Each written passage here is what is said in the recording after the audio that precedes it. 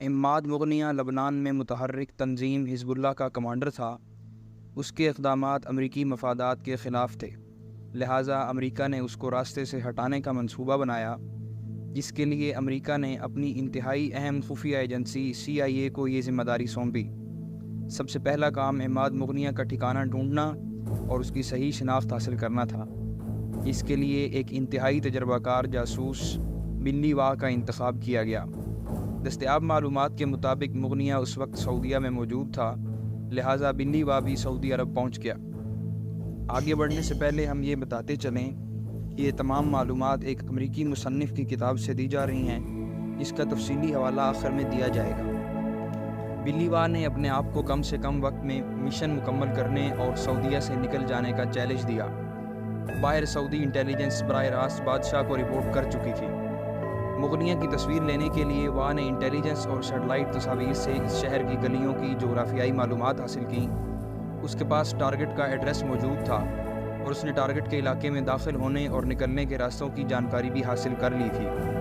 سفارت خانے میں نیوی سیل سے جس کے لیے واہ یہ آپریشن کر رہا تھا، بلی واہ نے ہدف کے طرز زندگی کے بارے میں وہ سب کچھ حاصل کر لیا تھا جو اس کے لیے ضروری تھا۔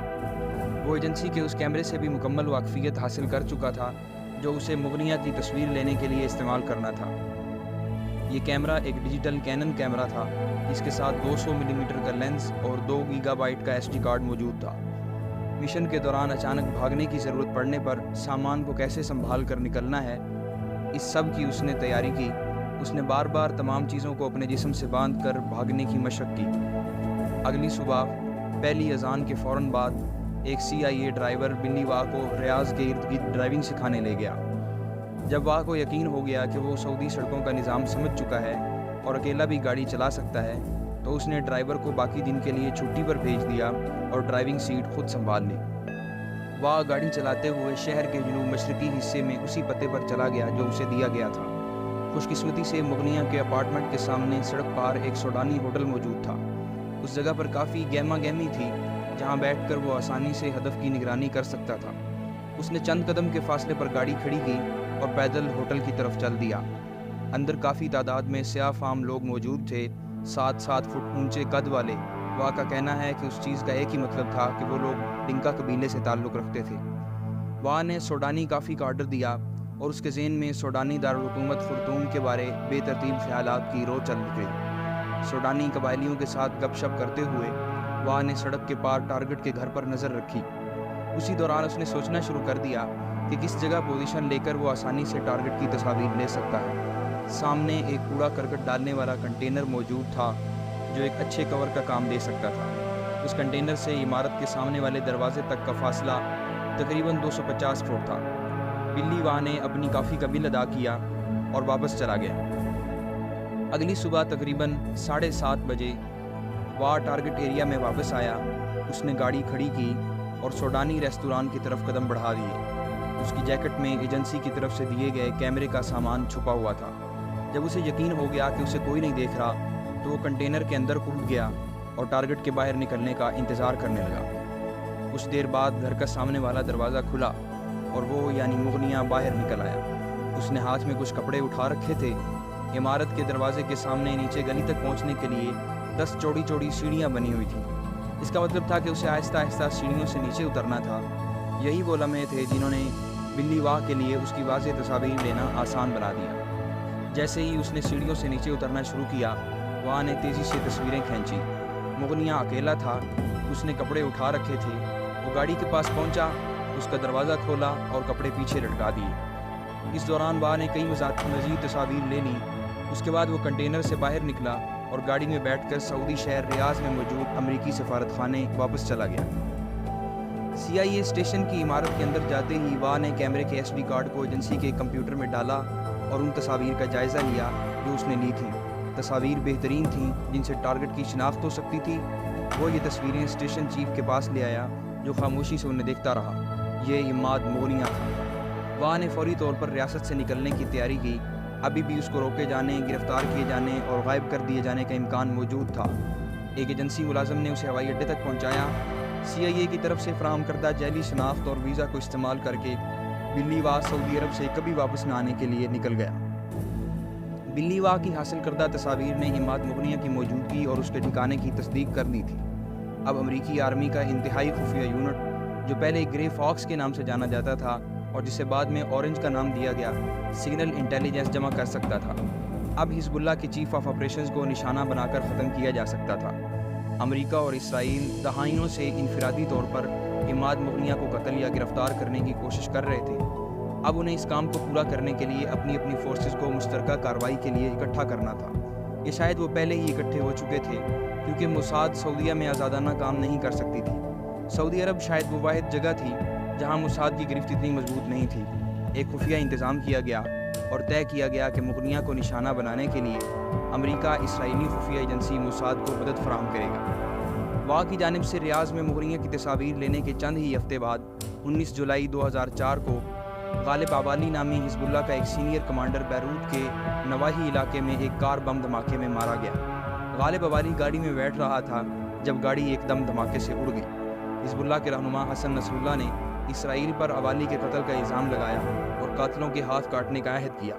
اپنے شہید بھائی کو خراج عقیدت پیش کرنے کے لیے حزب اللہ کے پروپیگنڈا ونگ نے عوالی کے بارے میں ایک یادگاری فلم بنائی، جس کی کاپیاں اس کے کارندوں میں تقسیم کی گئیں۔ موساد نے یہ فلم حاصل کر لی اور اس میں موجود کرداروں کی شناخت کے لیے اسے اپنی خفیہ یونٹ 8200 کے حوالے کر دیا۔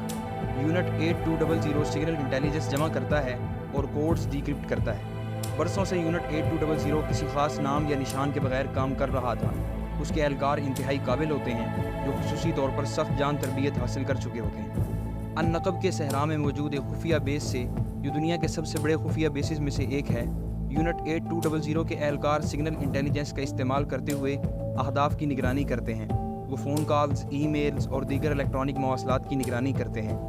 یونٹ 8200 کے مغنیہ آپریشن کے لیے مقرر کیے گئے عربی ماہرین لسانیات کو غالب عوالی کے بارے میں بنائی گئی فلم دکھائی گئی۔ فلم کی ایک تصویر میں حسن نصر اللہ کو کمپیوٹر سکرین پر الیکٹرانک نقشے دیکھتے ہوئے دکھایا گیا تھا۔ اس کے پیچھے اینک لگائے اور ٹوپی پہنے ایک داڑھی والا آدمی کھڑا تھا۔ بلی واہ کے ذریعے مغنیہ کی لی گئی تصاویر سے ایک اہم شناختی نشان حاصل کیا جا چکا تھا، اور وہ تھا مغنیہ کے کان کے لوب کا سائز اور ان کے درمیان فاصلہ۔ ہو سکتا ہے کہ اس سے انٹیلیجنس افسران کو اس بات کی تصدیق کرنے میں مدد ملی ہو کہ حزب اللہ کی طرف سے بنائی گئی فلم میں نظر آنے والا آدمی واقعی ہی عماد مغنیہ ہے۔ یونٹ 8200 نے مغنیہ کی آواز پہچان کر مغنیہ کی موجودگی کی مزید تصدیق کر لی۔ اب اس پر اختلاف تھا کہ کب اور کیسے اصل مشن شروع کیا جائے۔ ایک گروہ کو خدشہ تھا کہ اگر موساد نے تیزی سے کارروائی نہ کی تو مغنیہ غائب ہو جائے گا۔ اب امریکہ اور اسرائیل کی خفیہ ایجنسیوں نے ایک مشترکہ مشن کا آغاز کیا، جس کا مقصد تھا مغنیہ کا پیچھا کرنا اور اسے قتل کرنا۔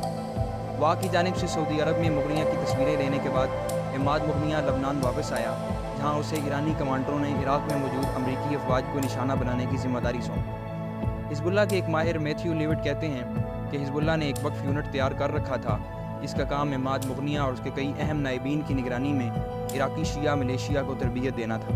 عراق میں امریکی افواج کے کمانڈر جنرل ڈیوڈ پیٹریوس نے کانگریس کو بتایا کہ ایران اپنے مفادات کے تحفظ اور عراقی ریاست اور متحدہ فورسز کے خلاف پراکسی جنگ لڑنے کے لیے اسلحہ، تربیت اور جنگجوؤں کے ذریعے عراق میں حزب اللہ جیسی تنظیم کھڑی کرنے کی کوشش کر رہا ہے۔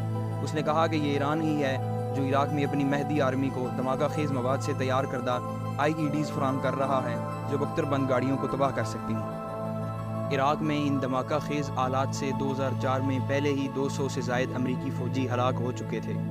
ڈیفنس انٹیلیجنس ایجنسی کی منظر عام پر آنے والی ایک خفیہ رپورٹ سے حزب اللہ کی مالی امداد سے چلنے والے ایک یونٹ کی نشاندہی ہو چکی تھی، جسے یونٹ 3800 کہا جاتا ہے، جو امریکہ کو عسکری طور پر نقصان پہنچانے کے لیے تربیت، حکمت عملی اور ٹیکنالوجی فراہم کرتا تھا اور چھوٹے درجے کے آپریشن سر انجام دیتا تھا۔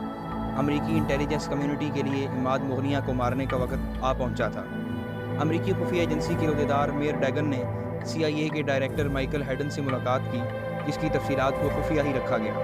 لبنان میں علاقائی قاتلانہ حملوں کی ایک لہر چلنے کے بعد مغنیہ 2006 میں دمشق منتقل ہو گیا۔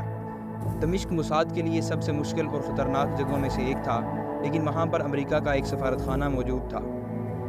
CIA کے ڈائریکٹر ہیڈن نے صدر بش سے ملاقات کی، جنہوں نے اس مشن کے لیے صدارتی دستخط کر دیے، جس سے CIA کو مغنیہ کے قتل کے لیے اپنی ٹائٹل 50 اتھارٹی کے استعمال کی اجازت مل گئی۔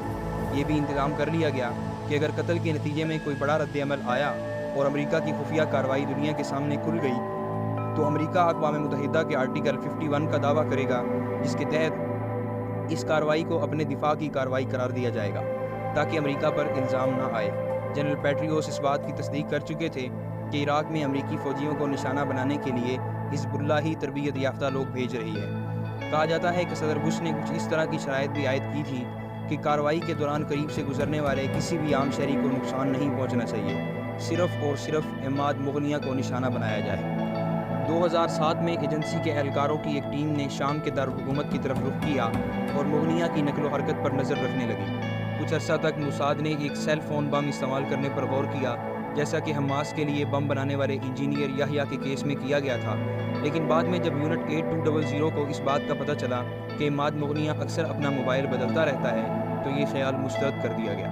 یہاں سے آگے کے مراحل کے حوالے سے یہ بھی کہا جاتا ہے کہ امریکہ نے ڈیوائس کی انجینئرنگ میں زیادہ اہم کردار ادا کیا۔ دھماکہ خیز مواد کے ماہرین کی ایک ٹیم نے مختلف قسم کے آلات ڈیزائن کیے اور ٹیسٹ فائرنگ کی۔ جب انجینئرز کو یقین ہو گیا کہ وہ ایک ایسا چھوٹا بم تیار کرنے میں کامیاب ہو چکے ہیں جو صرف ایک آدمی کو ہی مارنے کا کام کرے گا، تو انہوں نے یہ آلہ اسرائیلی ایجنسی موساد کے حوالے کر دیا۔ دیگر کچھ لوگوں کا کہنا ہے کہ بم کی تیاری بھی موساد کے ہاتھوں ہی ہوئی۔ بہرحال مختلف ذرائع کا دعویٰ ہے کہ بم کی تیاری میں دونوں ممالک شریک تھے۔ موساد کے آپریشن میں شامل ایک کمانڈر کا کہنا تھا کہ یہ ایک بڑا اور مختلف تنظیموں کا مشترکہ آپریشن تھا اور اس پر دونوں ممالک کی طرف سے بہت سے اخراجات بھی برداشت کیے گئے تھے۔ میری معلومات کے مطابق ایک اکیلے فرد کو مارنے کے لیے یہ اب تک کے سب سے زیادہ اخراجات تھے۔ 12 فروری 2008 کی شام کو عماد مغنیہ نے دمشق کے مسافات میں ایک عمارت میں حزب اللہ کے سینئر کمانڈروں اور ریڈیکل فرنٹ کے ارکان سے ملاقات کی۔ 10:30 کے بعد وہ عمارت سے باہر نکلا۔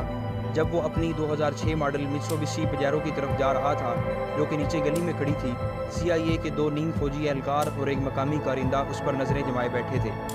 دھماکہ 10:45 کے قریب ہوا۔ دھماکے کی آگ نے عماد مغنیہ سمیت گاڑی کو اپنی لپیٹ میں لے لیا۔ کہا جاتا ہے کہ یہ دھماکہ دور تل ابیب میں بیٹھے موساد افسران کے ذریعے کیا گیا تھا۔ درجنوں لوگ جائے وقوع کی طرف دوڑ پڑے، جن میں حزب اللہ کے کئی کمانڈر بھی شامل تھے جن سے مغنیہ ابھی ملاقات کر کے نکلا تھا۔ اس گلی میں موجود CIA کے اہلکاروں نے موقع پر تصویریں کھینچیں اور یہ تصاویر مستقبل کے استعمال کے لیے ایجنسی کے ڈیٹا بیس میں اپلوڈ کی جانی تھی۔ مغنیہ کی رشتہ دار خاتون نے بعد میں فرانس پریس کو بتایا کہ ہم یہ جان کر حیران رہ گئے کہ وہ شام میں مارا گیا ہے، کیونکہ ہمارا خیال تھا کہ وہ وہاں پر محفوظ ہے۔ 7 سال تک امریکہ نے اس آپریشن میں اپنا کردار خفیہ رکھا۔ اس کے بعد جنوری 2015 میں انٹیلیجنس کے 5 سابق اہلکاروں نے واشنگٹن پوسٹ کے نامہ نگاروں ایڈم گولڈمین اور ایلن نکاشیما کے سامنے تصدیق کی کہ مغنیہ کو نشانہ بنانے کے لیے بم امریکہ نے تیار کیا تھا۔ CIA نے وقتی طور پر اس معاملے پر تبصرہ کرنے سے انکار کر دیا۔ بعد میں CIA کے ڈائریکٹر ڈیگن نے جزوی طور پر مغنیہ اور امریکہ کی باہمی مخالفت کی نشاندہی کی اور اسے امریکہ کا دشمن قرار دیا۔